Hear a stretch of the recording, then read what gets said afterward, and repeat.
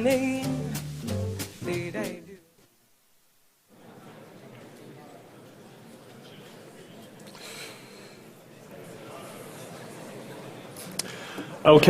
welcome everybody. We have a full room. That's pretty cool. I think it's great.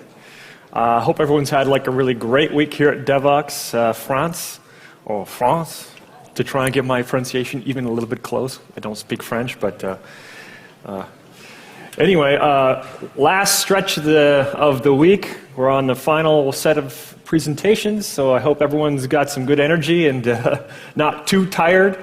I'll try and keep things moving pretty quickly, so if you're bored at any moment, just do one of these, and now I'll speed up, or do one of these, and I'll slow down. Just kidding. Anyway, so welcome to the presentation on Apache TomEE, and before I really get into the presentation, I just kind of want to ask some questions. So, first of all, who uses Tomcat? Yep, that's what I would expect, so pretty much the majority of the room. Who also uses another server like JBoss or Glassfish? And yeah, it's about 3/4 of that number. So it's a common thing that we find, and that's kind of the thing that we're attempting to fix and solve with TomEE, is that you shouldn't have to switch to another server completely just because you want to have some additional functionality that's not there in Tomcat. And so you should be able to use the same server for everything, and we sort of know and love Tomcat, so why not be able to use Tomcat for everything? And so, that brings me, so TomEE, as we pronounce it, it's not TomEE, it's TomEE, like the name TomEE, or like the Who album, TomEE. It's basically, the name comes from Tomcat plus JavaEE equals TomEE. And what we do is we take Tomcat, we add in OpenJPA, OpenWebBeans, OpenEJB, MyFaces, Bean Validation, CXF, and ActiveMQ. We zip them all together, and we run it through the JavaEE TCK, and what comes out the other end is TomEE. So we zip that back up, and then we put it up on the website for you to download and use. So it's very simple in terms of how we do the integration. It's just the way you would do things when you integrate stuff together yourself on Tomcat, and that's actually, we did that on purpose. We wanted it to be as close to what people actually use Tomcat and do with Tomcat as possible. So we have some core values that really drive all of our decisions on the project. And so we have any sort of architectural challenge, we always kind of go back to these 3 core tenets. And the first one is be small. So if we don't need, the world does not need another large app server. The world wants a small app server. There are plenty of those out there. They're really great. And, but to offer another choice, we want to try and keep TomEE as absolutely small as possible. So that's number one. We keep the libraries very trim. We try and keep it very focused. Be certified. So that's really critical. If there's a decision we have to make, we can do it this way or that way, but the TCK says we have to do it this way, well, that's the way we do it. But of course, and a lot of times we often offer some flags and things that allow you to turn on other functionality, but out of the box, TomEE is compliant and certified.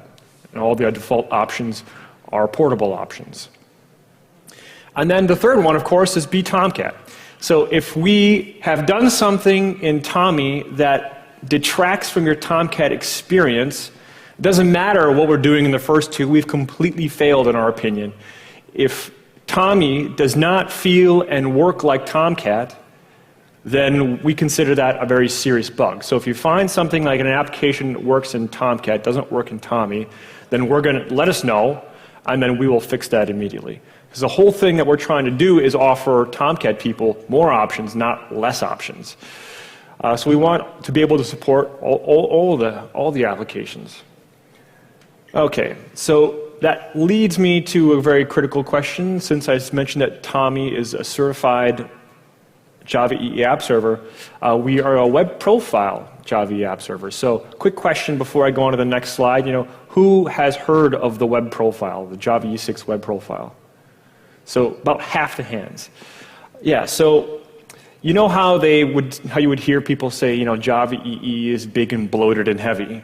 And a lot of regards, people were right.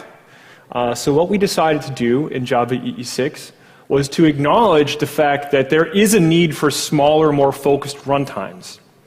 And so JavaEE has grown to include a lot of technologies over the course of its 10 to 15 years of existence that are now no longer relevant or compelling. You shouldn't be writing out new applications that use these things, and the only reason that they're still part of the platform is for backwards compatibility reasons.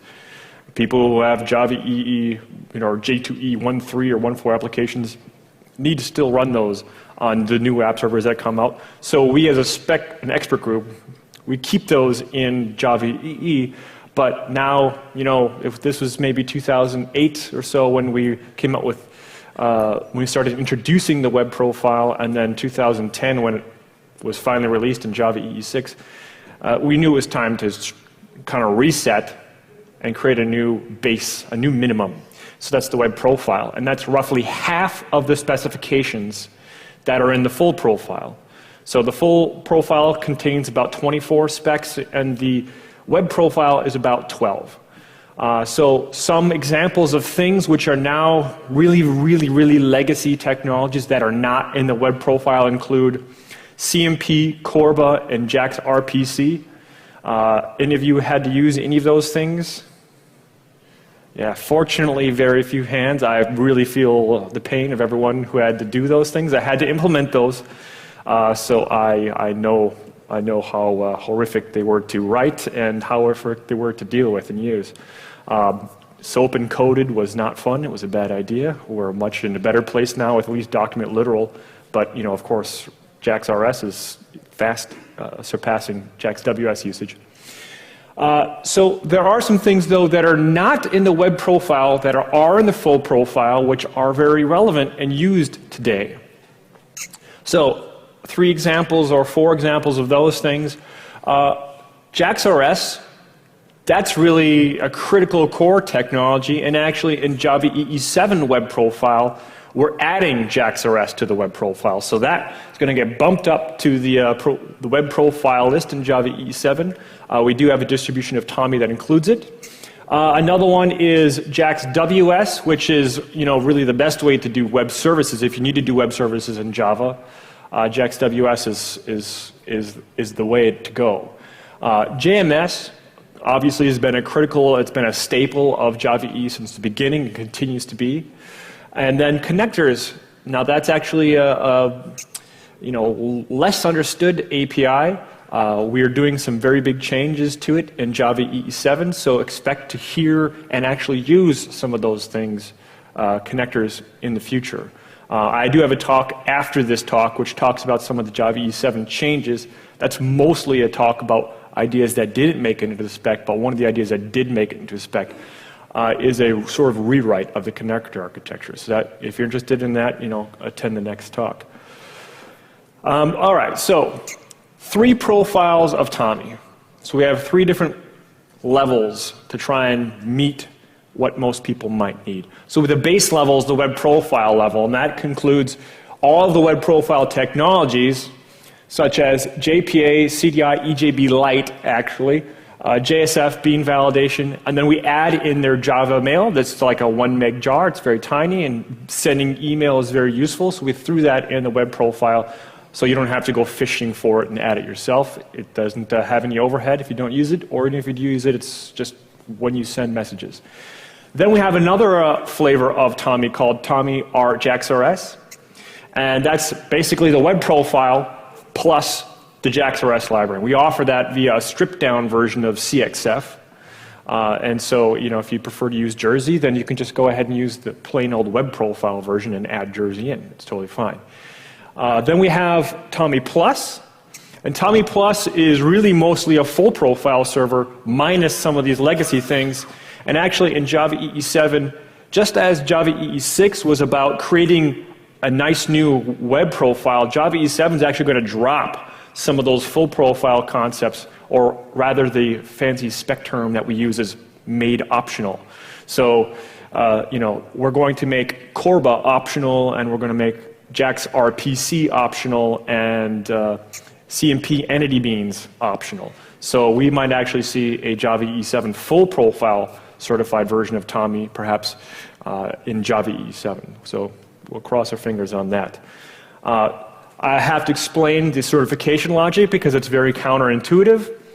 The way it works is that if you include, say, 5 technologies and all of them pass their respective JavaEE TCK tests, that's certified. If you add a 6th technology and it doesn't pass its test, then the whole thing can't be called certified. So there's no concept of partial certification. So it's a complete what's in the box certification. So we're able to certify the first 2, but the last one is too close to the full profile that we would not be able to call it certified unless we actually added Corba, added CMP entity beans, and so on and so forth to the last one. So although we might pass those specific tests, we can't call it certified. But like I say, in E7 we might actually see a full profile certified version of TomEE. Okay, so how did we get to where we are? How do we create TomEE? Just a real quick overview of this. So depending on what date you want to pick is however old we are. We had our first final release just about 10 months ago. That was the end of April. That was pretty great. 6 months before that or so, at Java 1 2011 is when we announced TomEE to the world and did our first beta release. So that was really exciting. We announced our certification and our first release right there at Java 1. It was a pretty good splash. And then when we started actually thinking about, well, we need to do this, that was more about 2 years ago. It was really maybe February of 2011, I want to say, is when we really started working hard on trying to pass the TCK. And it took us maybe 10, 11 months to get from that to something that actually passed the TCK. So that should give you some sort of indication on how big the delta is between just throwing things in Tomcat that look like a web profile server and how much actual additional work there is to get that across the line so you can pass the tens of thousands of tests that are in the JavaEE TCK. I like to say that we didn't add a lot of code, we added the right code. That has very much been a focus of the project to keep things focused. I think I'm rather proud of the way we've done the integration. We're sort of like an A to B kind of a crew. A lot of times people want to put fancy modularity systems into their servers and things like that. Well, we're just sort of like, what would happen if you just tied them right together? How light and how small would that resulting server be? So where some servers are kind of like a desktop and you can pull out any components, we're more like a laptop and we just have everything tight and as packed in there as possible.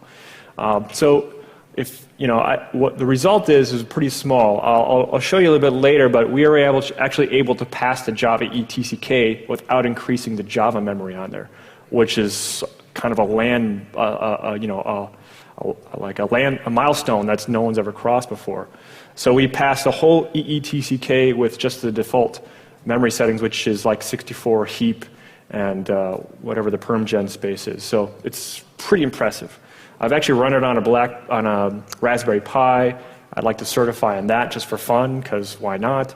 And we actually certify in Amazon EC2 on the T1 micro instances that only have 613 megabytes of memory. But as I mentioned, we only use the default settings, so there's a couple hundred megabytes of memory just sitting there, not even getting used. So it's pretty cool. Here's some quotes that people have said, and I cut the server names out because I just think it's really poor taste to bash other servers. We like other servers. We're not here to say that they're bad. The point of these quotes is just to get you interested enough to look at TomEE. I don't ever really think that if someone tells you it's perfect that you should believe that. I think you should try it for yourself and see how it meets your needs. So I guess the point of this is really to encourage you to take a look. So we get called fast. We get say that the memory is good, of course. And I don't really believe that we completely kick ass over all the other servers. That's sort of a little bit maybe too enthusiastic, but we're certainly competitive. And I think the last one is probably the fairest comment, that if speed and lightness are definitely things that you're into, but you're okay with supporting yourself a little bit, then TomEE is the perfect server for you. We're a young project. We don't yet have the big company behind us to put lots of resources into the project. We're very, very grassroots. We're all made by individual people who spend time after work and during work and just, as on their day jobs, which are not related to app servers at all. So we're sort of a people-made app server. And that means that a lot of times, you have to do a little more work to use it and consume it, but we're trying to fix that as well. And so hopefully we'll see some stuff happen there. Here is an example of kind of the last year and a half or so of our life. That big bump there is our Java 1 announcement, and there's our 1.0 final release, and that's our 1.5 release, so we've just kind of been getting slammed in all those regards. That's our mailing list, so we're kind of getting hit on all sides. That's all of our mailing lists. That one's just our user list, and that one's a much sharper increase. And then our commits are going up, and then here's really the rub. Our committers are actually about the same. So it's the same number of people having to, we're like drinking from the fire hose at this moment. So if you have any desires to contribute to an open source project, hey, we're always happy to have more people. We encourage people to evangelize TomEE if you like it, of course. Tweeting, blogging are fantastic. There's no wireless here, but if you happen to have a cell phone, any tweets that you might want to give during the presentation, very welcome. And of course, when you use it, go ahead and tweet your feedback, even if it's good or bad. We really monitor all the Twitter traffic, so if you just want to say what you're thinking, like I say, good or bad, we're happy to hear it. Articles and blogs, those are also very wonderful. Okay, so let me give a quick demo, just because I only have, personally, if I'm in your shoes, I only have so much patience for looking at slides, and until the code comes out, I kind of start to doze off. So, who uses Eclipse, first of all? Okay, yeah, that's the majority of the room. I didn't see all the hands go up, so IntelliJ? Nice. That's more than most. All right, great. I'm an IntelliJ user. NetBeans? Okay, great. No, it's fine. Don't laugh at them. Okay, so this is a demo. I'm just going to set up TomEE in Eclipse, and just so we can sort of see everything from scratch, I'm just going to extract everything in fresh right now, just because it's only so compelling when someone shows you an already set up demo, and you can't see what pain or lack of pain was done. All right, to set it up. All right.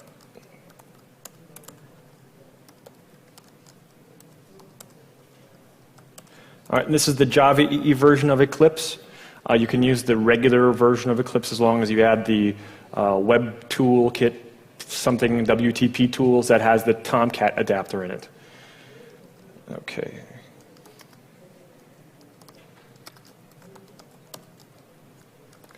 And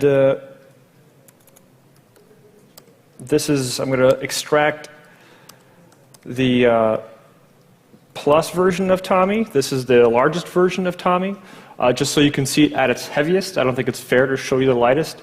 I'm going to show you the heaviest, and then you can assume that all the versions are just slightly lighter and slightly faster.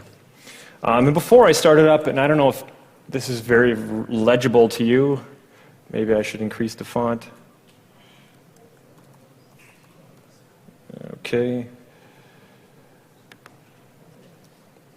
All right, I'm going to just start up TomEE so you can not shut down, start up, there we go. Okay, I'm going to start it up just so you can see that to start it up is the same start scripts as Tomcat itself. So there we go, and now we just standard go over to web browser. Don't need to go to /. Don't have network anyway. Localhost 8080. There we go. And then we see the Tomcat splash page, just as we normally might. And that's literally because when I say we extract Tomcat, add some libraries to it, and zip it back up again, that's actually what we do. So this isn't like some different version of Tomcat where we pluck out individual libraries and make a new server. We're literally just trying to keep Tomcat as exactly the same as possible. So let's shut that down.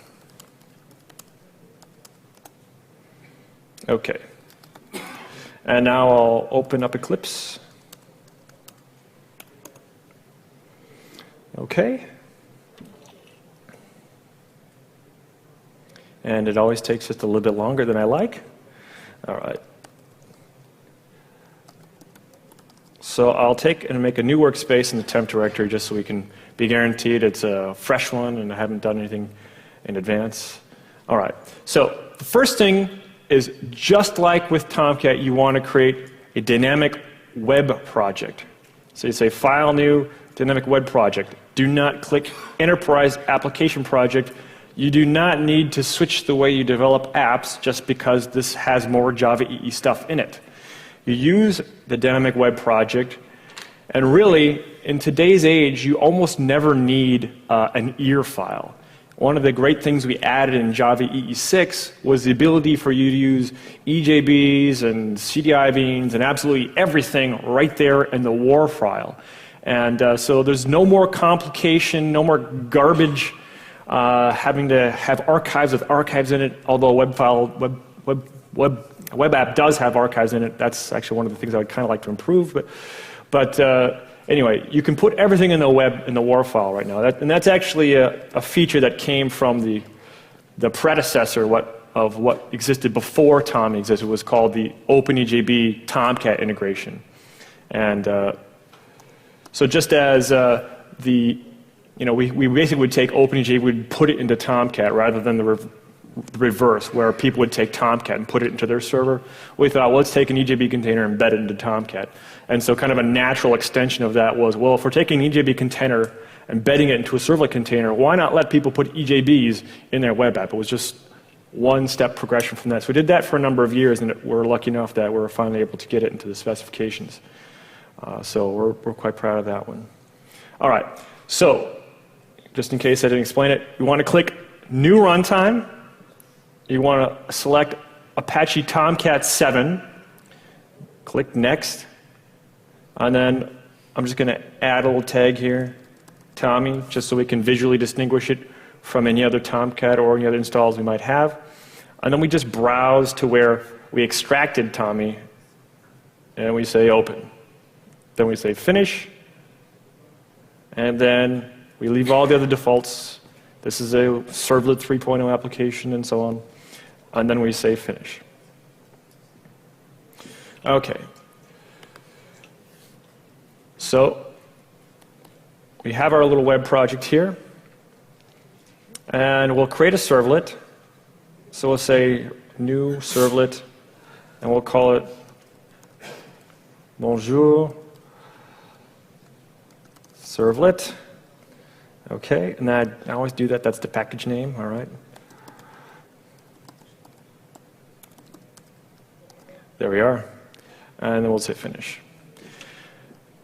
All right. Now let me, is this, yeah, it's somewhat legible, I believe. Is that legible? Does it need to be bigger? Okay, good. Yay, high def monitors and projectors. Okay. We don't need all the boilerplate code that it generates. And so we'll just delete it. Okay. Now we'll just response, set content type. We're just going to output some basic HTML.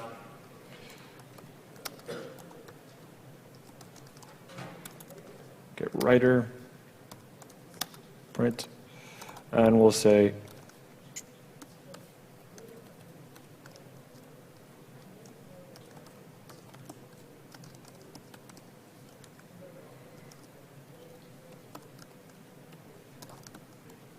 all right. So let me save that, and then we can go ahead to run this on TomEE, just like with Tomcat. We'd right-click on our servlet. We say run as, run on server. Pops up in this dialog box the very first time. We're just going to click always use the server so we don't get pestered over and over again. And then we say finish. And now it's booting up TomEE, deploying our application, boom. So there it is. Very quickly, very fast. And so far we haven't done anything that you can't already do with Tomcat. So that was really just to show you that that part is all the same. So we'll go off the beaten path of what you normally would do with Tomcat, and we'll add, say, an EJB. So here we're going to say new class. Bonjour, EJB. And then finish.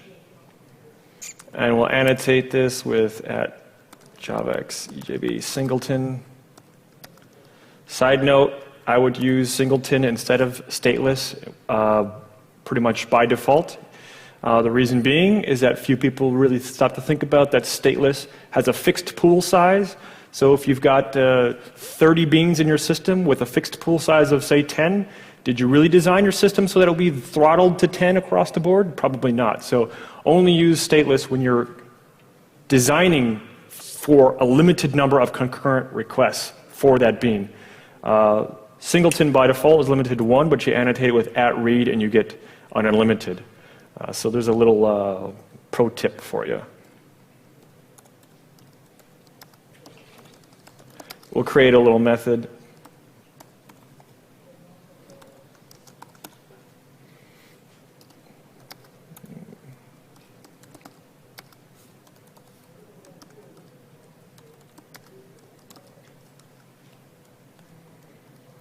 Okay, and we'll save that.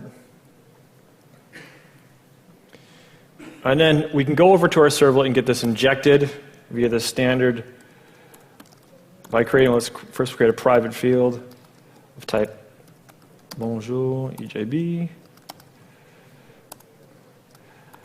And then we'll annotate that with JavaX EJB EJB. And we will copy our writing code.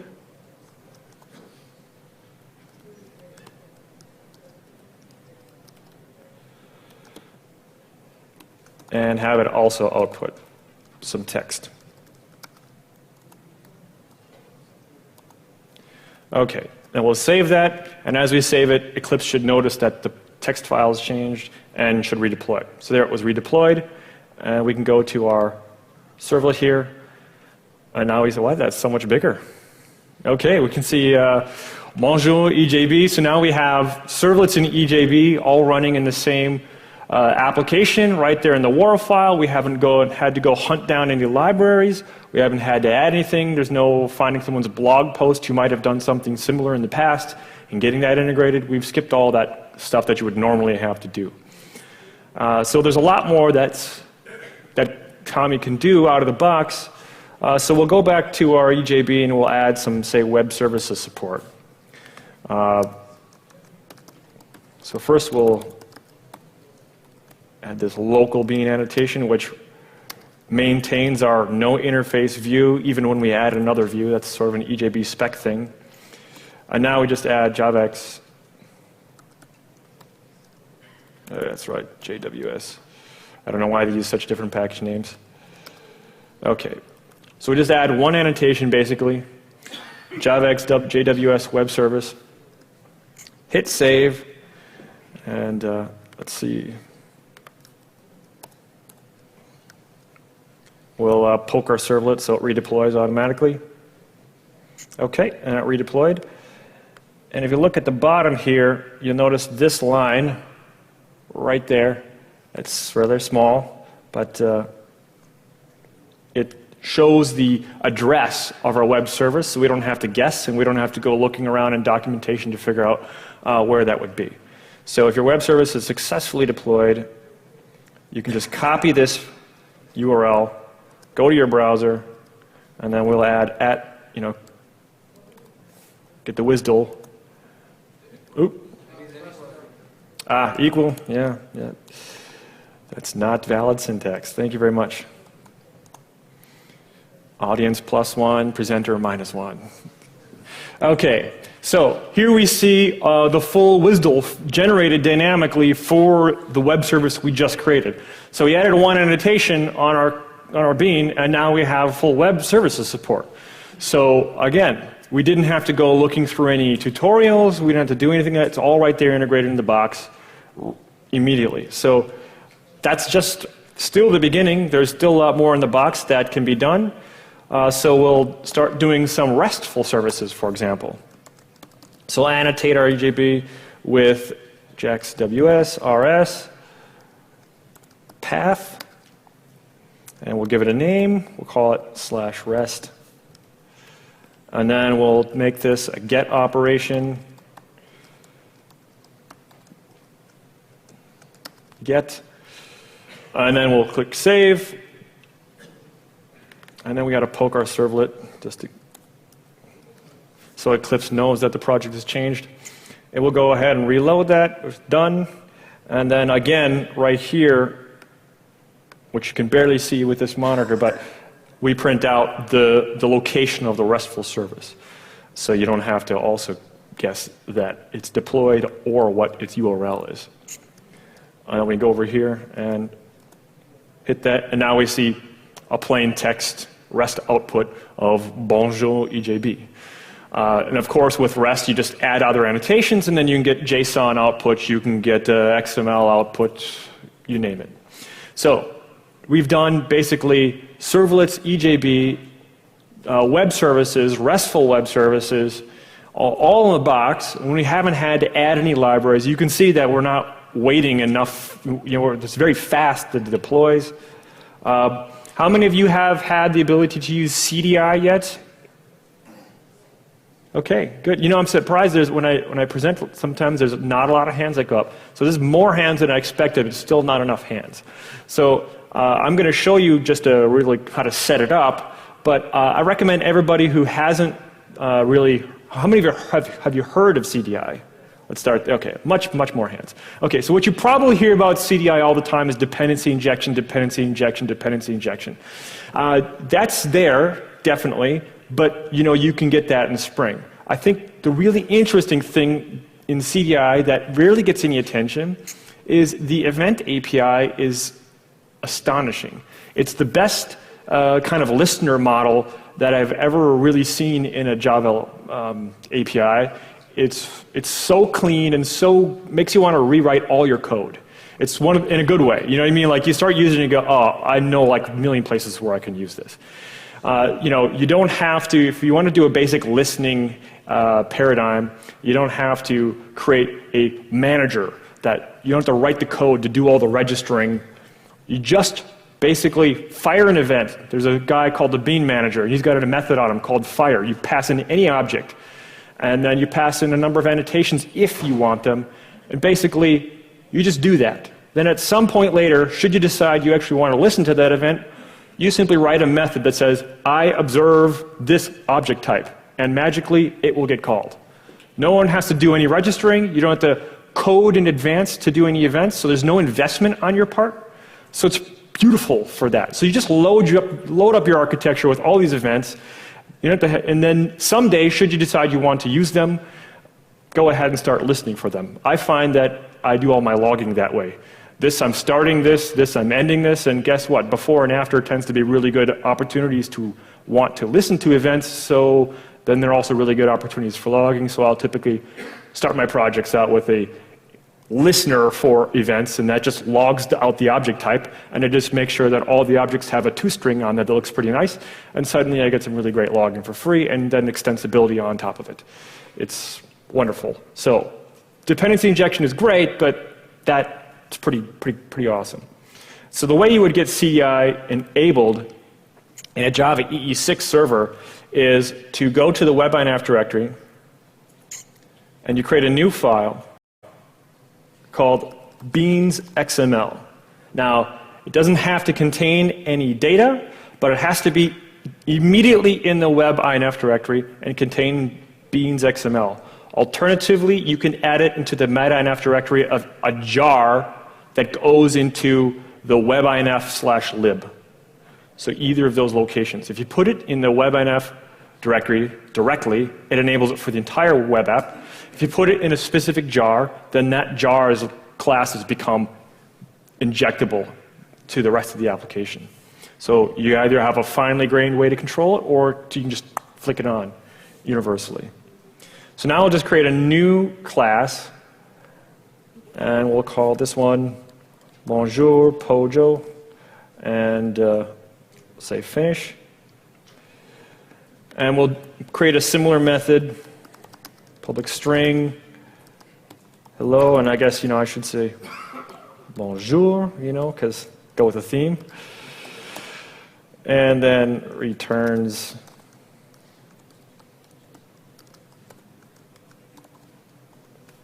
bonjour CDI. And we'll save that, go over to our servlet, and in a similar way, we can get this injected into our servlet by creating a private field.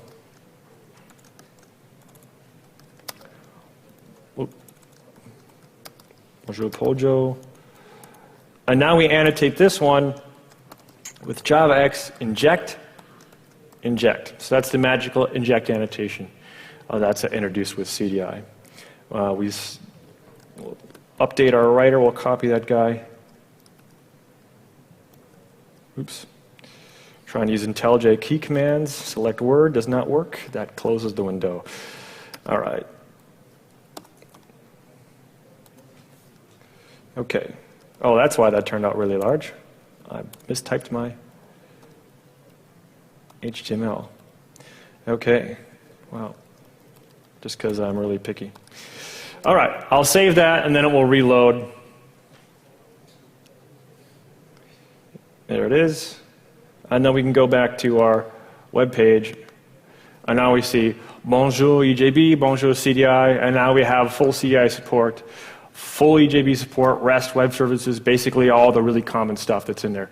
Now also in the box is JPA. That takes more time to set up, but I want to show you other cool things.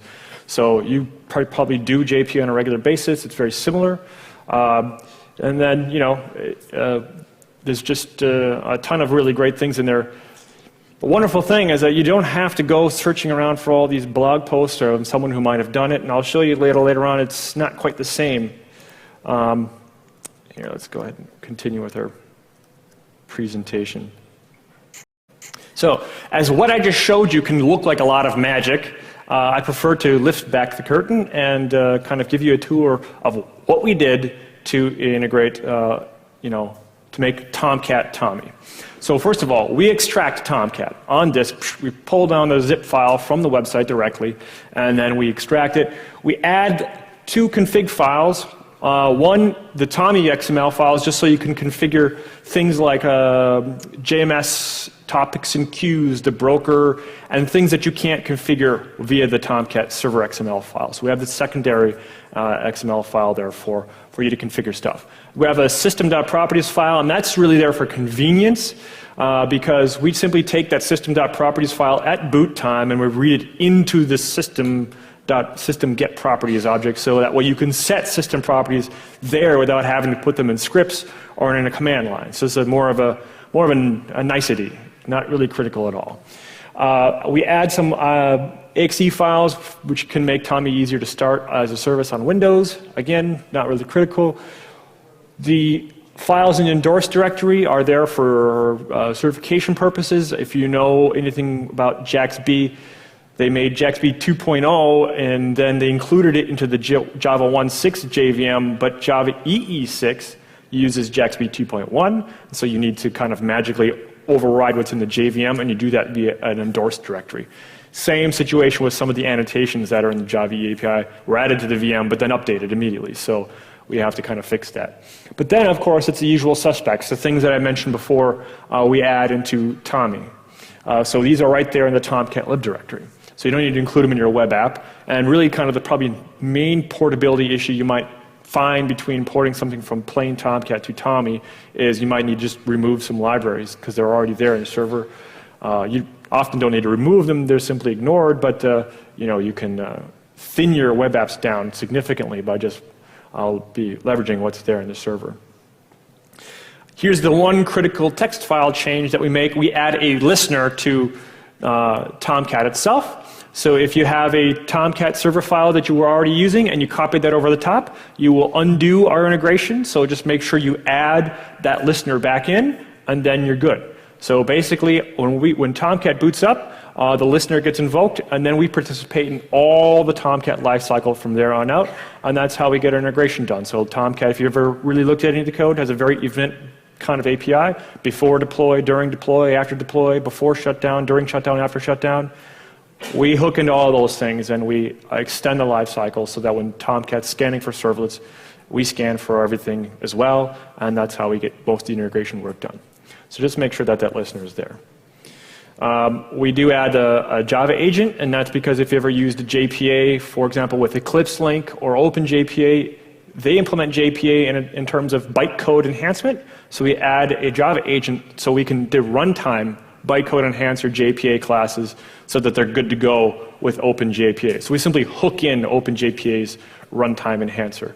And a similar thing if you're using Eclipse Link, also uses runtime enhancement. Hibernate uses the subclass approach, but that also works.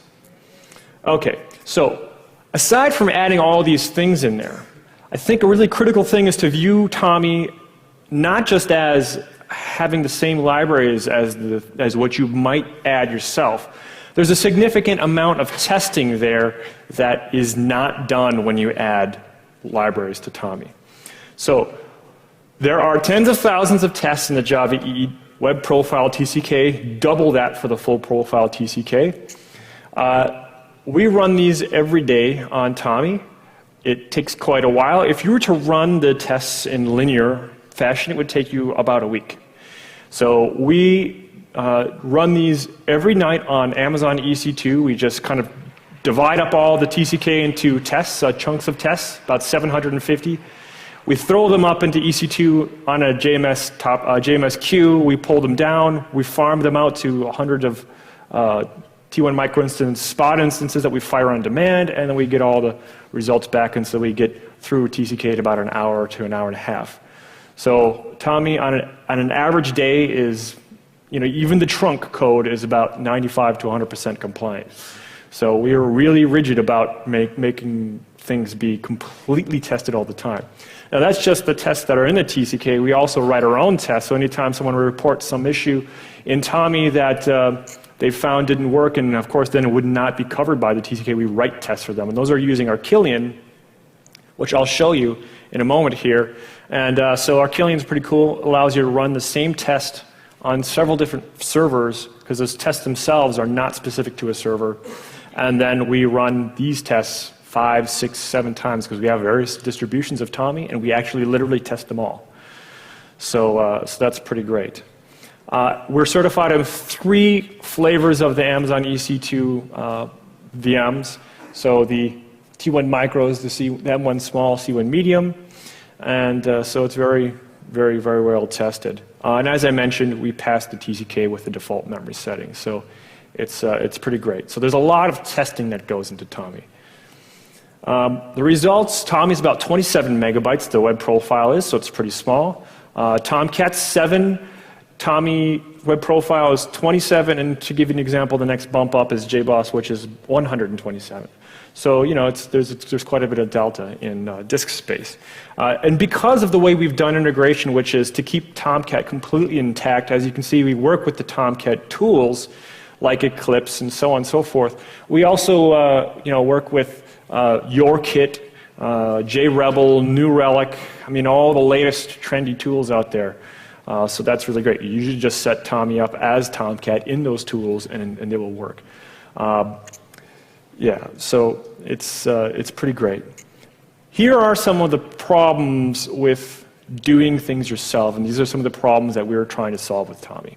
Okay, so first of all, when you add a whole bunch of things to Tomcat, all of today's libraries love annotations, and you don't have to declare these components in XML files. You annotate them, and then they magically get picked up. Well, let me explain that magic.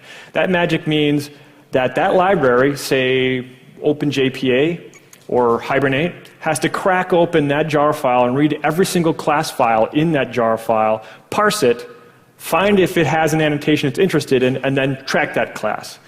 And then so this is the way all of the latest JavaEE APIs work. So even if you're adding stuff together on Tomcat and saying, yay, we're not using JavaEE, well, in fact, you're using JavaEE libraries and you're paying a huge cost. So JSF has @managed being. So if you add my faces into Tomcat, Tomcat's going to scan every jar and every class file in every jar, looking for @web-servlet, @web-listener, and so on. That's going to run across all your jars. Then my face is going to pop and go my turn, and it's going to repeat that same process, reading every single jar and every single class file. If you add Jersey or CXF and now you want to have @path discovered, well, it's going to again read every single jar, every single class file, and then same for CDI, same for JAX-WS. This is a big waste of your time. So one of the things that we do in TomEE is, of course, we scan all the class files, we track all the annotations, and we say, here, these are yours, these are yours, these are yours, and we just scan the ones. So you'll find some, if you have an application with a number of these technologies in there, if you port them over and then remove those libraries, you'll find a lot of times that your applications will start a little bit faster. So there's definite more efficiency in the integration that we have. Second of all, memory. When you have 5 web apps that all have the same 30 megabytes of jar files, you load them 5 times, well, that's 5 times 30 megabytes of memory that you're using of permgen space and heap. That's a waste of memory. You put them all in the server, lib directory, share them all, and now you have a server that's now 5 times smaller. So that's a significant improvement there in terms of memory usage. And then also there's a false assumption that these libraries are actually complete. That if you throw, say, OpenJP in there, you're getting 100% of the JPA specification. Or if we throw Weld or CDI, like OpenWebBeans, in there, you're getting 100% of the CDI functionality. Not true. OpenWebBeans, for example, only runs 60% of the JavaEE TCK, of the CDI TCK on their code base, because the other half has to do with integration between various levels. So @conversation scoped, EJBs that are session scoped, various things like that, they don't run them. They don't even have that functionality. These are functionality that we had to add. Similarly with OpenJPA or Hibernate and so on, they don't support JTA managed entity managers. What this means is that if you want to have an entity manager that's enrolled in a JTA transaction, they'll support their part of that as long as the container is integrating that. But if you drop that in there, your only choice is to use Entity Manager Factory, create Entity Manager, and then track that Entity Manager yourself. There's no way you can enroll that into a JTA transaction. So if you're using other things that involved in a JTA transaction, that Entity Manager is outside that transaction scope. So there's a lot of similar things like that. Similarly, Tomcat didn't add JavaEE 6 global JNDI functionality. So that was added to JavaEE. It's been in JBoss for a decade, global JNDI. Tomcat didn't add it. They just thought, it sounds too JavaEE-ish. We don't like it. So they didn't add it. Similarly, we added in JavaEE 6 an @data source definition, so you can standardly define and declare a data source and have that be portable to any server, and just put that in the web app itself. So now you don't have to do it in a Tomcat-specific way or a server-specific way. You can just put that in the web file, in the WAR, and deploy that into server. Didn't implement that either. So these are also things that we had to add into TomEE. So there's a false assumption that you have a complete servlet container and a complete JPA container and so on, but they're actually quite a bit not integrated. Similarly, also, if you're looking for someone's blog posts and so on, well, even better than that is to have a code base you can download that has effectively all these instructions already followed and integrated. And so, although you can kind of find someone's blog post to do some of the work, it's a lot better just to get something completely integrated. It's very tested, and then when you write these applications with the hand-integrated versions of the jars, those applications are not portable necessarily to other servers. You might try to move that to, say, JBoss or Glassfish, and you're going to have lots of problems. If you've done any of those integrations incorrectly, well, then you have a portability problem on your hands. And so when you're using something that's been run through a TCK and certified, when you write applications on that, if you decide to leave it later on, you have more options and where you can go. So that's certainly... I don't have time to show Arquillian because we only have 2 minutes left, but let me just it takes 1 minute to run it. Arquillian is a testing framework, and here's an example of it.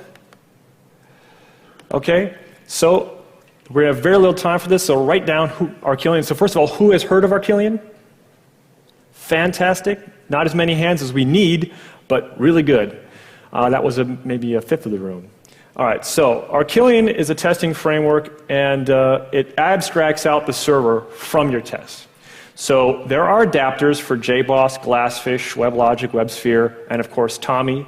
And so when you write tests to the Arquillian framework, they will run on all these servers. And even better than that is a lot of us, vendors, have embedded versions of our servers, which are really, really fantastic for development. They're lighter and faster. They run right there in the JVM. So you use that while you develop, and then you use the same tests against a QA server or against a production server or some external server, and then those tests work without modification on those various platforms. And should you desire to have your application be portable to, say, a number of vendors, because maybe you're a software vendor yourself, well, then you can run those same tests on 2, 3, 4 other platforms, and it's wonderful. So the great thing about Arquillian, just in general, when you're using it in an embedded fashion, is here we say we have a servlet. And in JavaEE 7, we added something called constructor injection for servlets. So I'm going to put a breakpoint on that constructor, and then if I want, I can go ahead and run this test in debug mode.